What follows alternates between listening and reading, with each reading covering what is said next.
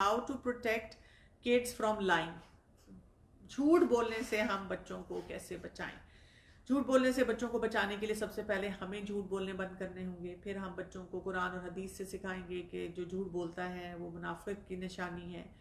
फिर उसके बाद हमें ये देखना होगा कि हर उम्र में बच्चा जो है वो डिफरेंट तरीके से झूठ को प्रेजेंट करता है। यानी जो बहुत छोटा बच्चा होता है ज्यादातर वो झूठ इसलिए बोलता है कि जिसको कहते हैं वो फैंटेसी में रहता है, तो मेड अप स्टोरीज होती है। जैसे वो कहता है कि वो मेरा जो जहाज उड़ा और फिर मैंने भी जहाज में से छलांग लगाई और मैं फलां जगह पहुंच गया, तो वो एक्चुअली तो नहीं कर रहा होता। तो वहां पर हम उसको रियलिटी चेक देते हैं। हम ये नहीं कहते ये झूठ है, हम उसको ये कहते हैं कि हाँ माशाल्लाह अभी तो आप सोच रहे हैं, एक वक्त आएगा कि आप जहाज में बैठेंगे और आप कहीं जाएंगे, और उसका एक तरीका होता है, और आप उसको फिर वहां पे रियलिटी बेस्ड चीजें बताना शुरू कर देते हैं।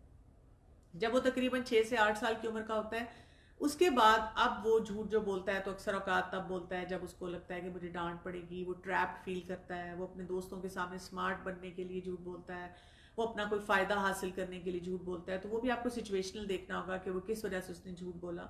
और जब बच्चा कोई झूठ बोलता हुआ पकड़ा जाता है तो फिर हम उसको जो है हैंडल करते हैं सही तरह से।